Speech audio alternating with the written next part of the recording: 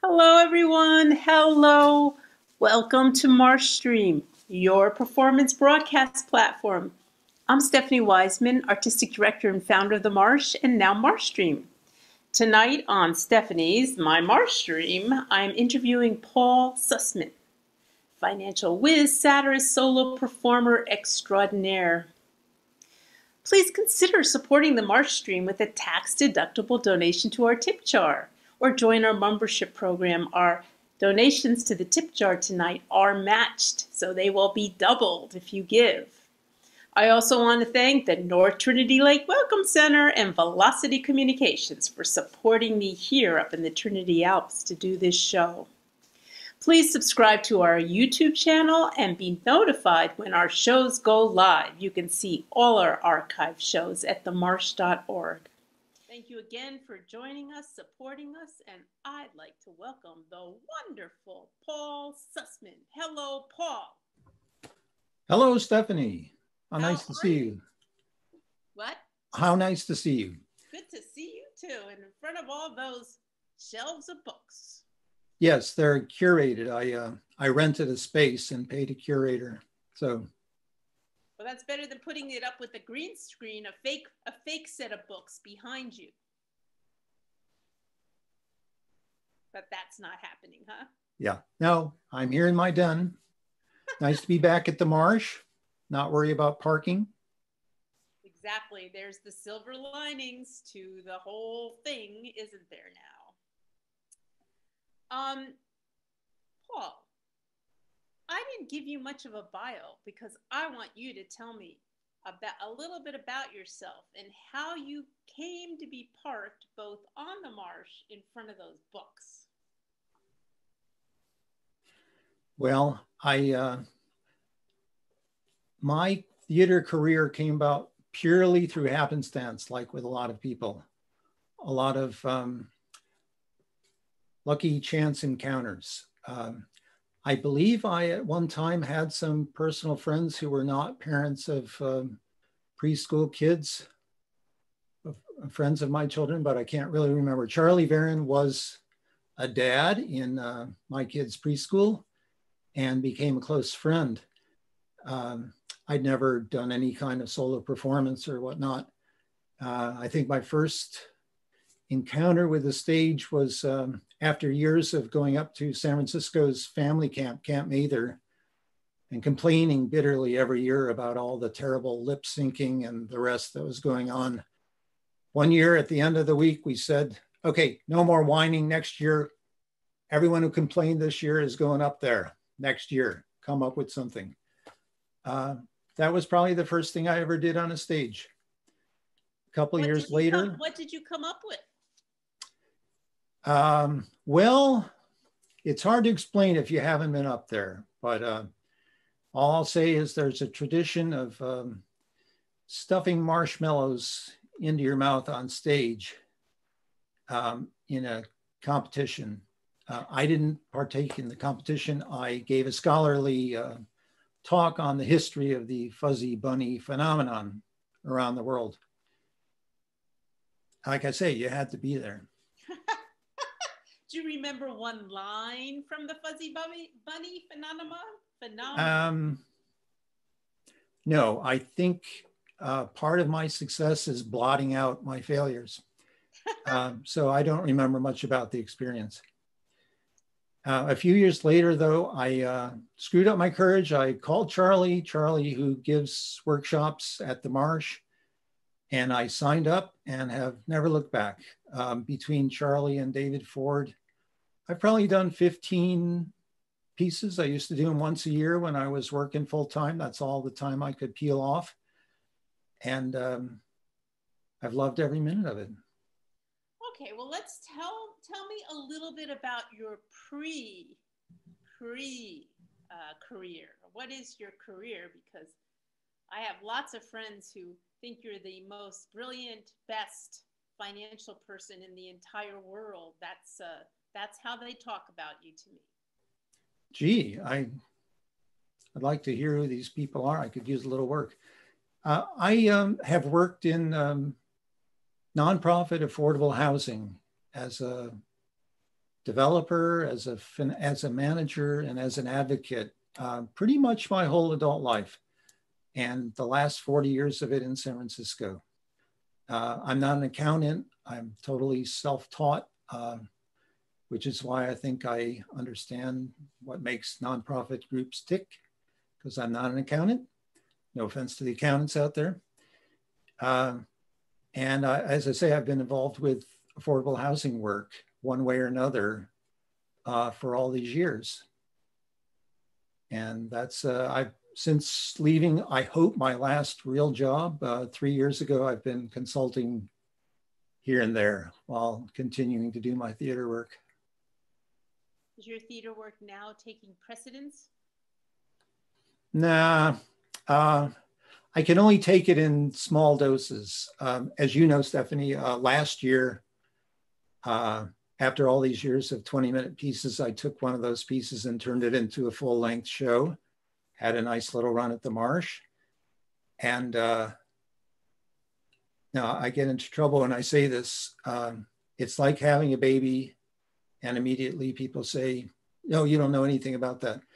Meaning as soon as I'm done with one of these shows, I say, I'm never doing that again, which is how I felt after that show. But I've crept back into it. And actually, it's been a different kind of experience, but in some ways an easier experience under COVID, getting back into the theater world.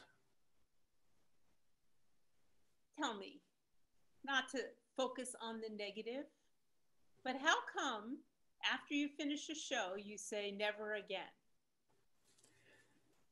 For me, I think because I have my work life, which is pretty taxing, and some other things, it takes up a whole lot of space.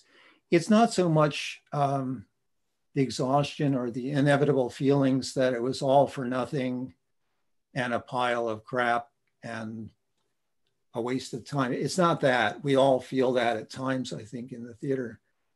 It's more how much bandwidth it takes up in my life and thinking, I just have to get back to the rest of my life. I can't do this again. I also live with my wife, Linda, and it's, I think, for a lot of performers, even at my level, we're not the ideal roommate as the run approaches, I think. Oh, do you get testy? No. I am the most important person in the world, but I get fairly self-absorbed as time goes by with these things. And that's not really what living with other people is about. I'm within the bounds. Come on, this doesn't really get out of hand. But, you know, it's nice to go back to normal life after these things. And then what happens that gets you doing it again? The itch. I get the itch. You know, we all have our creative side. I think we all do different things with our creative side. And I don't know, I suppose it's different with everybody. The worse the world looks, the more creative I feel. There just has to be an outlet for all that brain and emotional damage going on. There has to be another path to express yourself, to make sense of the world, those things. Well, I know in your show, your pessimism show, The Wrong Kind of Pessimism, I remember it just being so incredibly poignant and potent when you talked about all the work you had done. Well, tell us a little bit about that show. It kind of intertwines your work life and cavemen, or what would you call Yes, it had three strands, one of which was about DNA and genetics. And like a strand of DNA, it has the double helix. It had multiple strands that connected. One was about my work life and my history. One was about the genetics of my family and how much nature versus nurture accounted for some of these things, and a particular focus on my father. And the third strand was an epic battle between, not a physical battle, battle of survival and wits and guile between the last of the Neanderthals and the first of the Homo sapiens. That's us, playing it out. And the piece began with that. I was looking for a way to talk about gentrification in the mission. And like a lot of ideas in the theater, the worst thing you can do, death on stage, is to go ahead and launch into talking about ideas. You have to find some way to come at it. The day I started Charlie's Workshop was the day I saw in the paper that the Neanderthal genome had been decoded, and it just struck me. That was the first gentrification. Our folks coming in, and within 10,000 years, the Neanderthals were gone. They'd been around for 250,000 years. This was like that. So I called that first show, There Goes the Neighborhood 1.0. And it kept growing and it kept growing. And at a certain point, I thought, this is too big for a little 20-minute piece. And I guess like all of the pieces I've done, I grossly underestimated how much work it was going to be. I never would have started out on it. So we're all lucky that you underestimate, because if you accurately estimated, you probably wouldn't have done it, right? Probably not. I'm really glad I did. And I won't say it changed my life. So many things changed my life in 2020. To think that a show changed my life in 2019 is hard to say, but yes, in some ways it did change my life. How?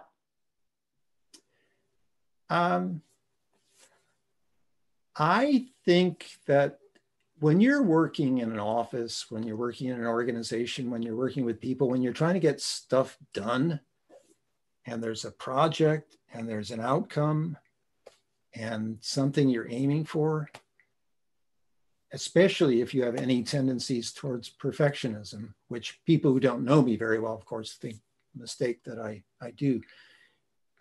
You're wasting your time if your goal is that every step of it and every part of it is going to be perfect. If you're writing something up to get somebody's approval for it, you spend exactly as much time as you think it's going to take to get that approval. If you're, whatever it is, you're wasting your time by polishing it or worrying about it. You're certainly not worrying about what soundtrack am I going to put up? Is that good enough? This and that. And if you're like me, you're not giving a thought to what you're going to wear that day. This piece was so different. I don't think it ever came to a point where I felt it was done or perfect. And it certainly wasn't perfect in that sense that it's always changing. But I think it's the first major project I can remember in my life where afterwards I looked back and I said, I put everything into this. I put as much time as it needed. I put blood, sweat, and tears into this. I made it as good as I could. And that was my goal. My goal wasn't get Stephanie to agree to get me on stage and then get it in the calendar and drop it and do a good enough job or something. It really, in that way, it was a watershed moment for me. And does that affect other things in your life now? No, because I can't think of another thing that could justify making it as perfect as it can. Again, life gets busy, the rest. It's not that I've applied that lesson to it. It's not like, it has something in common with backpacking back in the day. It has that feeling too, that something seems really hard and seems like it's miles and miles away. And in the end, you might be pretty darn tired. And you finish it and you just do it. And of course you just did it. You just did it. You did whatever it was to make you finish it, and you did it. And that's that has something in common with this too. And that is a lesson that I always take back to life, especially about things that really aren't that hard. And I think 2020 is another one of those lessons. Like, I'll just speak for myself. I don't have big problems. I'll tell you, I don't have big problems. I can deal with them. Yep. So difficult now. And we're talking about I think what you're talking about is that one step after another. Just one more thing about the wrong kind of pessimism. Yeah. The thing that struck me so deeply was that moment when you had to come to terms with, you spent your working life or that part of your life building homes and houses for people, right? And when it comes down to it, how many homes did you, or how many people did you give a place to live versus how many people in the world still need a place to live? You remember what I'm talking about? Oh, there? I live with that every day. This is the struggle that say in housing, I help develop and build thousands of units of housing. And every single one of those people, and I know not all, I know some who lived in those houses, those apartments, affordable housing in San Francisco. It changes your life. I mean, it's not just a lower rent. It's a stable, foundational place to live. You're not going to get evicted. It frees up resources for other things. So much is built on having a home. So every single one of those people, I feel, wow. But I don't feel like, I quoted this in my show from the Talmud, to house one person is to house the world. That's a paraphrase. I don't feel that at all. Because now, I hate to say how many years later, the problem is worse than when I started. So both things are true. All these thousands of people have housing, and by pursuing this kind of incrementalist approach we have of taking the tools that are available, working within our economy and politics, it's not strong enough to counteract those forces that are much more powerful than that sort of bit by bit approach. And I'm just not the kind of person who can look back and say, I'm satisfied. Everyone that lives in an apartment has had their life changed, and that's enough for me. I'm just not that kind of person. So I guess it's good to hear that you were satisfied with your show. Yes, that was a rare moment, I have to say. The right kind of optimism. Yeah. I remained optimistic about the show the whole time. I did have a feeling it was going to be fun. It was going to be great. Otherwise, it would be too hard to try to do it. Yeah. Well, we're past 2019. We're in this incredible time of 2020. And you want to talk a little bit about the relevance of this moment in time and how it's affecting your feelings and how it's shared and it's transitory. What's that like for you? Yeah, it's a real mix for me. There's so many terrible things going on in the world. There's so much pain. There's so much death. There's so much in the lives of people that, that is just so disturbing. And as I said, in my life, I'm not nearly as disrupted as all of that. I mean, I would say I'm inconvenienced by it. It's hard to feel all these things at once. It's hard to feel compassion. It's hard to give up on control and feel tremendous anger towards people who are screwing up and people who are acting the way people are acting. I'm not talking about your average person walking into a store without a mask. I'm talking about who's running this country. and to have that mix of emotions every day where you want to feel some sense of compassion, you want to feel some sense of peace, you want to let go of your ability to control the world, mixed with that anger and impatience is a struggle for me every day, every day.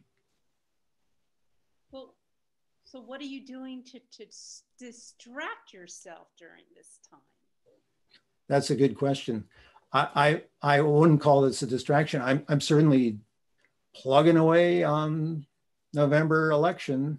I'm doing whatever they tell me. I'm not a person who just follows instructions. I'm usually feeling like I'm smarter than whoever's telling me what to do. That's not a compliment to myself. In this case, I'm just doing what they're telling me. I'm a foot soldier in this battle, and that I wouldn't call it a distraction. I'm certainly plugging away. But around the house, you know, I'm with my stuff, right? You can't see. I've lived in this house for 30 years, and I worked in the Tenderloin with a lot of people who had issues with hoarding, and I would say, coming from privilege, I'm a collector, not a hoarder, of course, but I've got a lot of stuff, and so we've been going through our stuff because it's all around us all the time. And I've been going through our books. Somehow over the years, I don't know how they got in here. I mean, hundreds of books have crept into our house, and I'm trying to do something about it. In fact, if you don't mind, Stephanie, is this okay if I just, it's going to help my peace of mind if I just go through a couple of books trying to get rid of a few as we're talking? Yeah, is that all right? It's okay, Paul. It's okay. Not normal, but okay. Let's just go through a couple.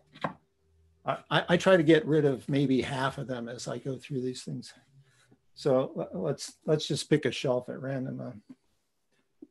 Oh yeah, look at that. The Origins of Totalitarianism by Hannah Arendt. Oh, we're starting light tonight, I guess. Yeah, this is a classic study of the descent of democracies into totalitarianism and fascism. I don't know, it's 90 years ago.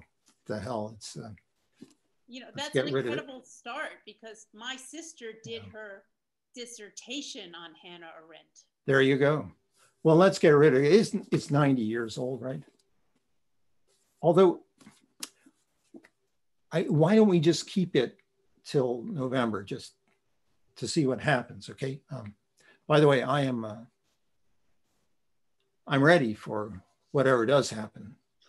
I may not look like a prepper, but I am ready for that descent and what it will take. And this is actually for my show last year. Okay, let's keep going here. Let's keep going. We're going to get rid of something here. Oh, cookbook. Okay, it'd be easy to get rid of a cookbook. This is called La Cocina Familiar en el Estado de Michoacan. It's 86 traditional recipes from the Mexican state of Michoacan. That's where my family and I spent a year back in the days of travel.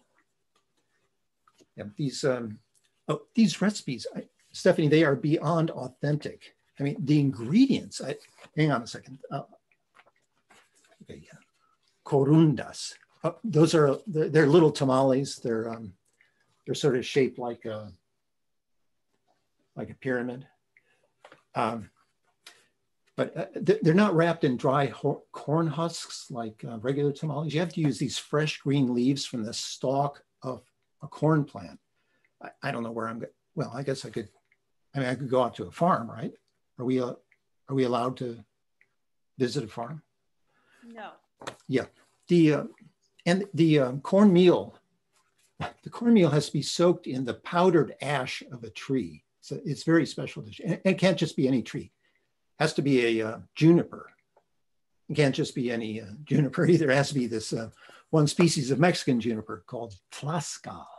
And unfortunately, it has to be a certain variety of Tlaxcal that's only found on one mountainside, just northeast of the village of Parangaricu Tirimicuaro. So And the book is all in Spanish. Está bien, no me molesta, porque hablo español. Pero los verbos, the verbs, the puntos, verbos, the verbs for prepping and cooking, they're not found in the dictionary. They're not found in any dictionary. They're not found in a Spanish dictionary. They're part of the oral tradition of the women in these indigenous villages. They're transliterated from the original Purépecha Native American language. And so you kind of have to guess. I mean, are the tomates supposed to be charred or blackened, softened? I don't know. So the point is, I guess after having this on the shelf for 18 years, I've never actually been able to make anything edible from this book. Do you want it? I could give it away as a door prize or something to someone. I don't see any point. Although I don't know about you, I have been doing a lot more cooking this year. And I even found this website. It's called ingredientesmexicanosraros.com.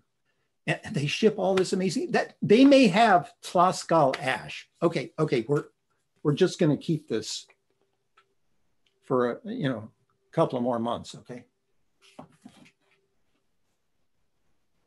What were we talking about, Stephanie? Well, I have to know, so you've actually never made a recipe from that, or you've made them and they weren't edible? I ate them. So by somebody's definition, they're edible. I don't think anyone in my family ate it. They felt really authentic to me. And by that, I mean, basically something that someone from an entirely other culture and upbringing probably would enjoy. And what could be more authentic in your cooking? So in that sense, I thought it was a success. So when you lived in that area for a year, you said, correct? Yeah. I actually, I took cooking lessons from a woman there. We discovered that as Americans in this little town in Michoacan, it was considered fairly selfish to not hire a housekeeper because there's a lot of people who are a lot poorer than Americans. And for an American to do their own housework means somebody's not being paid for housework. She also cooked. She walked into town from her house in the country every day. She was very suspicious of my request that she give me cooking lessons. I think in Mexico, first of all, a lot of men don't spend much time in the kitchen in more traditional families. And for an American man, with the power that comes with that, to ask this monolingual Mexican woman to come alone with me in the kitchen for the purported reason of giving me cooking lessons, I think made her nervous. So Linda joined me to make her more comfortable. And for weeks and weeks, I took cooking lessons. I turned it into a piece at the Marsh in another workshop that I took about that experience and about my struggle to understand what might be going on in someone else's life and mind. And also my quest for the authentic in Mexico. So have you tried to do the same thing, but use local products or things? So like do it with a tree ash from around here, which actually right now you could just be catching it in the air, correct? The ash. Yes, that's a good point. I have found a source for frozen packaged tamales that I expertly know how to reheat. So I'll go that far. Next time you're next time you're around, I'll invite you over for one of those meals. I want that. I want that. That reminds me of one of Charlie's best lines. What is it? I want it. I want it. Can't remember exactly what it is. But anyway, well, what else are you doing during this time? I'm still doing some work. I work with different kinds of nonprofit groups who are all involved in social justice work of one sort or another. And with some, I'm helping them figure out how to think about life during and after COVID. It's as much uncertainty in the air about the future in so many ways as I can remember in my whole adult life, I think. And people aren't used to thinking that way. They think about scenarios and budgets and plans, and they kind of pick the future that they can most easily imagine or the one they like best, and they plan around that. I think it's just a wholly different time. You don't think that way right now by settling on one preferred idea of what the future is going to look like. So that's been good. I'm working with a couple of groups, and I'm doing some coaching. That's what happens when you get old. So I'm working with some people new to their jobs, some directors of nonprofits, some financial people. And I love that. I love that. It's what I imagine being a shrink is, which is just kind of showing up at the last minute, pretending you remembered what was talked about last time, and your job is to try to get the other person to do all the talking. And now and then you utter something ambiguous and cryptic to support your coaching philosophy of really having the other person lead for their own life. And then you turn off the Zoom camera and you send them an invoice. And I love that. I really love that. I'm thinking of becoming a therapist. Really? No, not really. There is some of that. There is some similarity, I think, in coaching. Just as I say, it's really about getting people to talk about what's going on with them. And like a lot of us who are encouraged to talk about what's going on with them, I'll speak for myself. Chances are I don't actually know what's going on with me. It's not that I'm going to articulate something I'm fully aware of. So that's the trick of it, to find a way to deal with the issues and the challenges that either you're too busy with in work, or you don't want to admit to yourself or your boss that you don't know how to do that, or you're afraid of that, or you don't know how to think about your own future and your own goals, and you're just kind of showing up and you shut down, whatever it may be. So I've always thought it's much easier to get other people to go into themselves than for me to do it myself.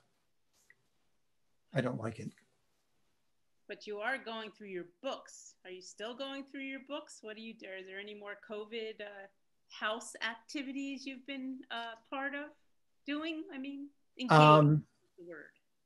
Yeah, I have some other collections, which I haven't touched.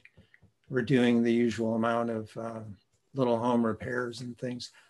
I do want to get back, if I could take a look at a couple of other books just to keep this project moving. Would that be okay? Might as well. Yeah, we're going to get rid of some of these.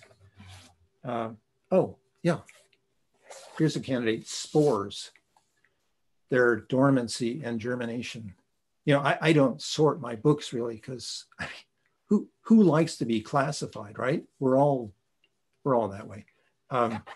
This is a 1966 textbook, not mine. I was 12 in 1966. It's my father's. He actually wrote it. There's Alfred Sussman was my father. My father loved the spores. He loved spores. Spores are, I mean, they're everywhere. They're on hard surfaces. They're on soft surfaces. You're breathing them all the time. I mean, this was good practice for COVID, I think. But spores, The thing with spores is they're patient. I mean, what they do is wait it out. I mean, whatever it is, waiting for the right conditions to resume their lives. I mean, they found spores that are 10,000 years old. The thing is, I don't know how they figure out when it's safe to go and resume their lives. They don't have a central government. They don't have a CDC. I'm not sure we have either of them anymore. But we've learned, I've learned a lot about patience this year and waiting. I mean, they say patience is a virtue, and I think that's true when there's nothing you can do about your situation. And patience is for losers, and I'm grabbing that word back. Patience is for losers when there is something you can do about it. And it's all about being able to tell the difference, right? Where are we? One more. But wait, before you go to your next one, let me interrupt. Yeah. Are there more? How do the fires and the smoke affect the spores? Oh, I don't think it affects them at all. They've got a pretty protective shell on them. When they're ready to do their thing, they will do their thing. You can freeze spores. You can, there's a chapter in this book speculating about whether the origin of life on Earth comes from spores coming through space on comet dust. They're capable of some surviving in vacuums even. There's a great name for that. Directed panspermia.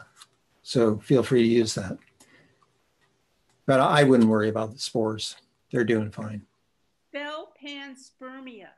Directed panspermia, yeah. How do you spell panspermia? Is that one of the 7 words? P-A-N-S-P-E-R-N-M-I-A. Does it have to do with like sperm and egg? Yeah. Yeah, it's how I think one of the 2 discoverers of the structure of DNA, Francis Crick, spent the last years of his life focused on proselytizing this idea that the origin of life on Earth came from outer space and probably from other civilizations that had directed the diffusion of whether spores or some other way of transmitting life. And that's why we exist on Earth today. Who knows? Who knows? It didn't affect what I had for breakfast today. But you breathe them in? Oh, they're everywhere all the time. I mean, you notice them when you have a mold problem in your house. What you're doing is breathing spores, but they're everywhere in the air all the time. And they're cuddly. Spores are cute. Yeah. I guess that's better than the comment I had with Mike, who told me that every time I walk down the road in the Trinity Alps, a mountain lion is watching me. Probably true. Probably true. Licking its lips, waiting for you to stumble. Yeah. I did a show about spores at the Marsh many years ago, which was mistaken for a science fiction show by many people. To me, it was a part of the spiritual quest. It was a show about the spores having decided they needed to communicate with me, which they did through my dreams. And before you ask, I hate when people say, is that a true story? Okay, so don't even ask that, okay? Okay, This I won't ask if it's call it theater. What's that? I won't ask. Yeah, yeah. But speaking of science fiction, let me get to this other book here. This just popped out. It's Now Wait for Last Year by Philip K. Dick. I don't know if people are familiar with Philip K. Dick. Okay, the plot is insipid, but nobody reads Philip K. Dick for the plot, right? It's not even worth summarizing. Although, just if you don't mind, just briefly. There's this guy, Eric Sweetscent, which is a quintessential PKD name. He's an org trans surgeon for this company, Tijuana Fur and Dye, that has figured out this industrial process for utilizing this amoeba, for lack of a better term, from a distant galaxy that can replicate the molecular structure of anything it comes in contact with. I mean, this is written in 1966, before anyone knew anything about stem cells, right? Meanwhile, his wife, Kathy, she slipped a hit of this synthetic hallucinogen, JJ180, which, well, although it does allow time travel and for you to see possible alternate future universes, turns out to be highly addictive, which she finds out during a surprise visit from creatures from the planet Lilithstar, who claim, I mean, who can you trust these days, claim that their arch enemies from the planet Reeg developed JJ180 as a sort of chemical weapon, synthetic hallucinogen addictive to enslave Earth, to punish us for our failure to take sides in their intergalactic geopolitical rivalry. That's the backstory. It's actually a love story, I think. Philip K. Dick has been belittled, I would say, as a mere science fiction writer, as if imagining alternative futures is some kind of trivial pastime. I mean, what else is going on these days, right? This is the McFadden Books edition from 1966, 60 cents. Oh, look, there's another one. This is a 1968 edition, 90 cents. Oh, here's one more. 1971 edition, $1.25. I got that for $1. Oh, and this is English edition, Panther Books edition, 75 pence. Tells you how old that is. And, oh yeah, here's another, that's particularly nice cover, really brings up a lot of interesting ideas. And, oh, here's the Japanese edition, which I bought on a trip to Japan many years ago. I've never been able to read it, but I think what I learned from this is that being addicted to an hallucinogen is probably one of those universal human longings, right? I have, I don't know if you can see this, I have 163 Philip K. Dick paperbacks. And I got all these before the internet, by hand, okay, the hard way. Back rooms of used bookstores, library sales, garage sales, dumpsters, I'm not kidding, trading on the street with people at night, whatever it took. Then one day, I stopped, okay? Now I remember the day, it was March 2nd, 1982. Ring a bell? Yeah. It was the day that, as you know, that Philip K. Dick dropped dead at the age of 53. We actually share a birthday exactly 25 years apart. Seriously. In fact, Philip K. Dick would take a sort of grim pleasure, I think, in what we're living right now. It's a what you'd call a Phil Dickian moment. Think about it, having your own adjective like that. It's a Phil Dickian moment. I mean, is this all real that's happening to us? Have you asked yourself that, waking up in the morning, is it all real? I mean, that depends on what your definition of reality is, right? And Philip K. Dick had one, which is, if I can get this right, reality is what's left after you've stopped believing in everything else. You know, Marie Kondo and her deranged followers, they would look at this and they would say, what do you need 5 copies of the same book for? Hey, does this look like the same book to you? Look, take this one. Okay, think about the first person who touched this 1966 edition. Okay, it caught them in a certain moment, certain mood, changed their life, maybe just a tiny bit. They pass it on to another person who passed it on to another person, and this book, and this book, and this book. This is why I love used books.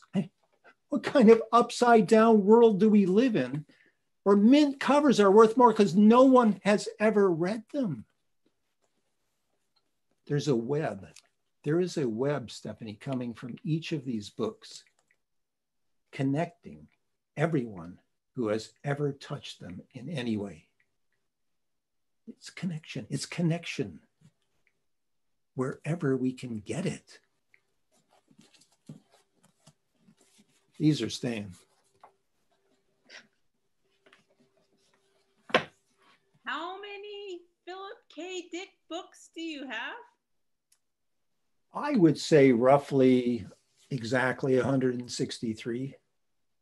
And of those 163, how many of those are individuals? Or do you have 6 of every one of them? Oh, no. There's some I only have one of. I think this is the one I have the most of, which is probably why it wound up on this special shelf at random tonight. A lot of them I only have one of. Some of them are probably worth a lot. They're considered rare collectibles now. They weren't when I bought them. I mean, nobody was really reading Philip K. Dick. That movie Blade Runner, the year he died in 1982, was based on a Philip K. Dick book that put him into the stratosphere, made him very popular, and he died just before the movie opened. But I treasure these books. Keep them out of the sun, keep them away from the bunnies to chew them. You know, the dog can't, it's too high for the dog to shake out on. Yeah, these are treasured possessions. So when you feel them, when you touch those books, and you think about everyone who has read that particular book you're holding before you, do you feel those people or do you imagine the people? Or both? You know, I looked into the world of hoarding when I worked in the Tenderloin. And it was really interesting to me that people become hoarders for lots of different reasons, but something that a lot of hoarders have in common, not all, is that things, objects, have a very charged meaning. It's almost like being a pantheist, you know, believing that some kind of spirit is in everything and every object. And a lot of it has to do with memory or connection or being a part of your life or someone else's life. So to you or me, we might say, why are you keeping that? Why don't you toss it out? So for me with these books, yes, they have all kinds of meanings to me.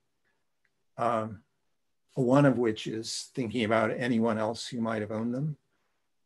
There's lots of things I think about. So they're very charged, as are many of my possessions, which makes me probably a frustrating person to live with. I wouldn't know, but I only know about myself. I know how I differentiate my room from my husband's rooms. There you go. And I stand firm about any of his stuff coming into my area. Right? Stuff. His treasures. There you go. Well, so we're going through these shelves, and they were to get rid of stuff, right? The pandemic. What do you call it? Get rid of. There's a better word, I'm sure. The purging. The purge. The pandemic purge. Did you actually get rid of any book? Oh, hundreds. You kidding? Every 10 years we do this. The problem is there's nowhere to take the books. So they're off the shelves. And my wife did her share and my adult children. They're in boxes in the closet waiting for the friends of the library of the city of Alameda to open their sale because my sister-in-law is a volunteer with their annual book sale. So someday they're going to be over there. Hi, Nancy. Is she the one? Yeah, she'll. Is she the one that's going to take the books? She does help with that book sale over there. So whenever they're up live and having people circulating big rows of books, we'll bring them over there.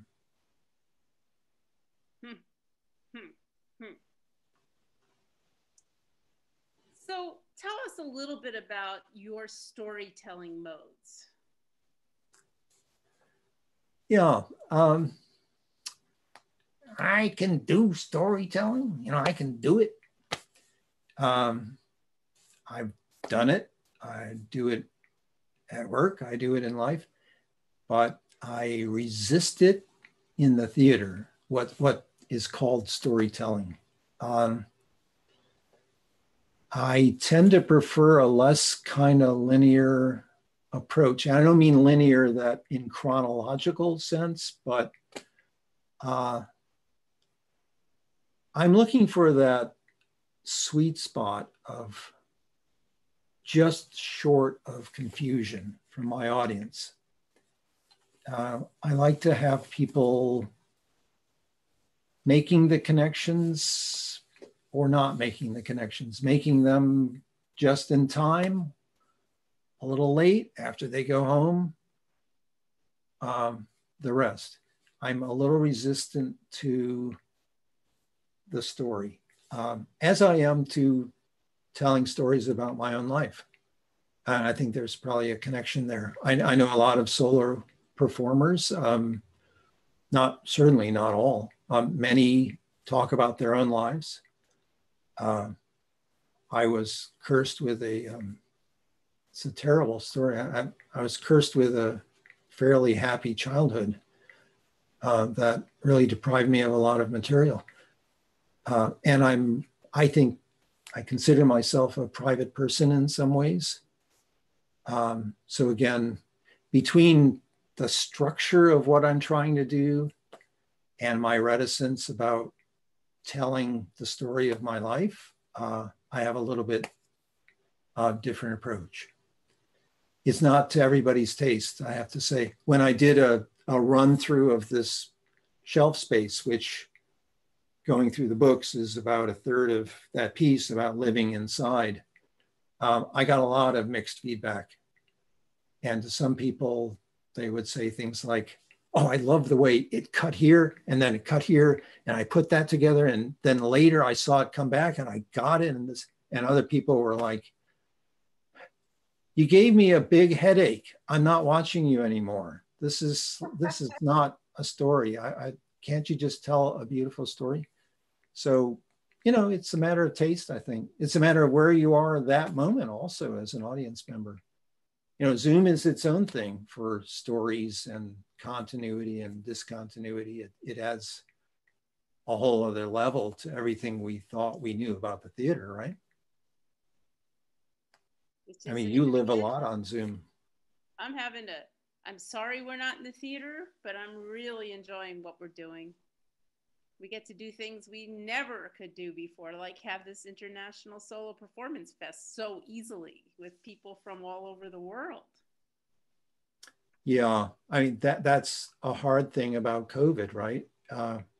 I would like to say, why don't we stop whining and just focus on what's new and what's different and what we can do?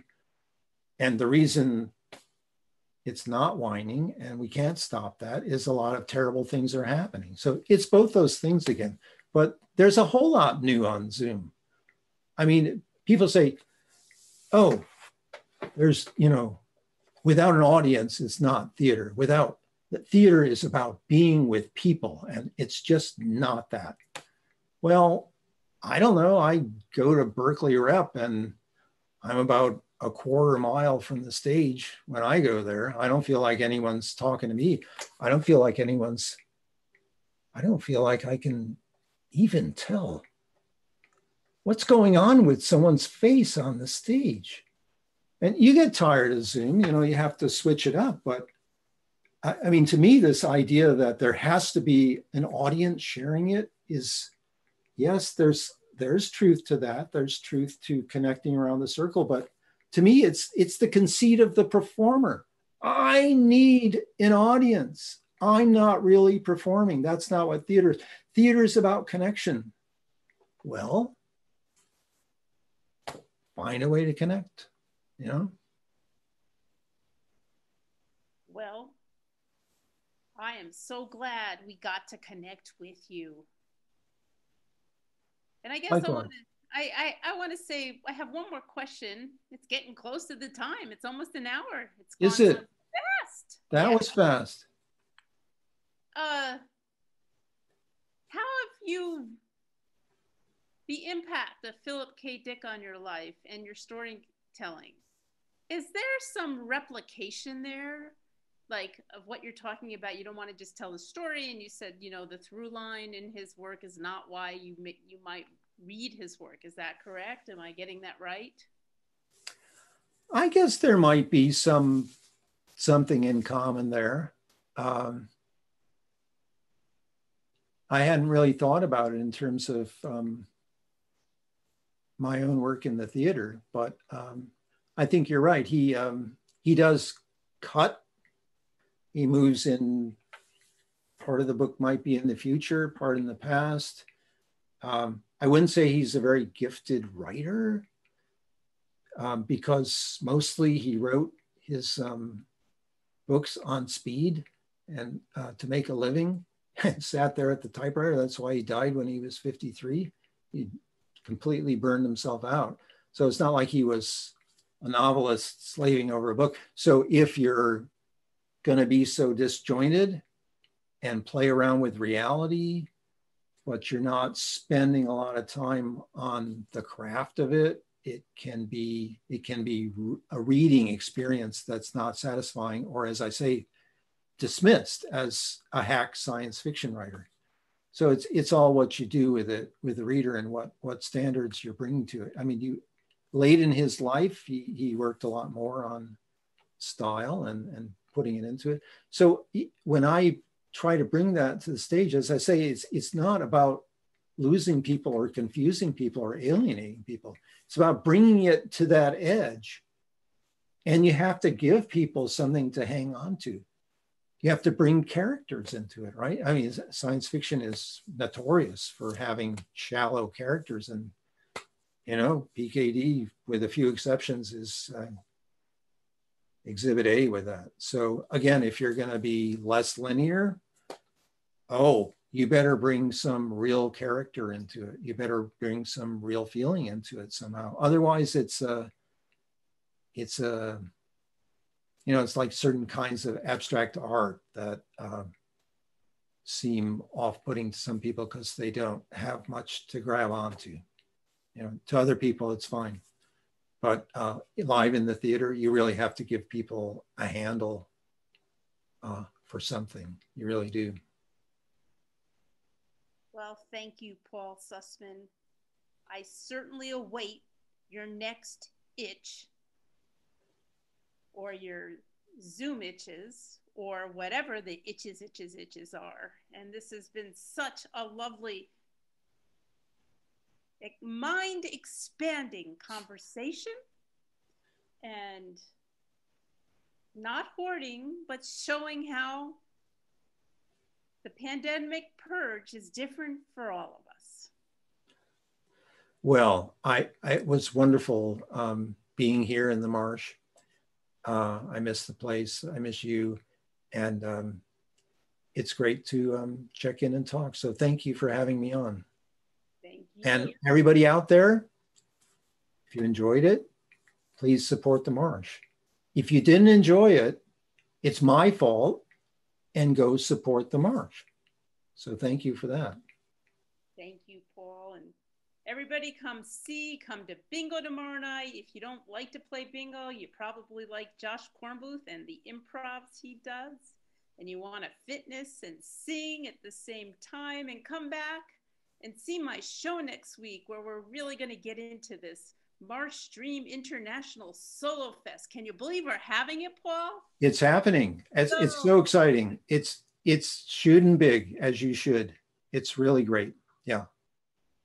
Well, thank you, Paul. If you read the chat, you're going to be so happy with all the nice things everyone has to say about you. Well, how nice. Thank you. Thank you. Okay. We'll You see you take next care. week. Bye. Okay.